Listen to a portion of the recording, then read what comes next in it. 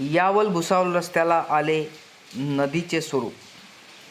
नमस्कार, मी हर्षल आंबेकर यावल न्यूज लाईव्हमध्ये आपले सर्वांचे स्वागत करतो। आपण जर आतापर्यंत या चॅनलला फॉलो केलं नसेल तर अशाच नवनवीन बातम्यांसाठी यावल न्यूज लाईव्हला फॉलो करा।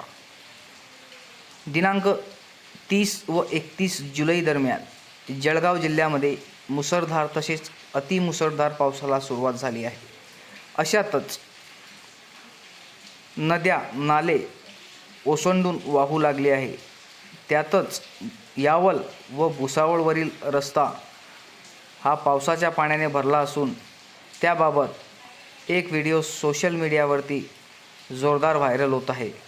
त्यामध्ये पावसाचे पाणी हे रस्त्याने ओसंडून वाहत आहे व रस्त्याला जणू काही नदीचे स्वरूप आले आहे।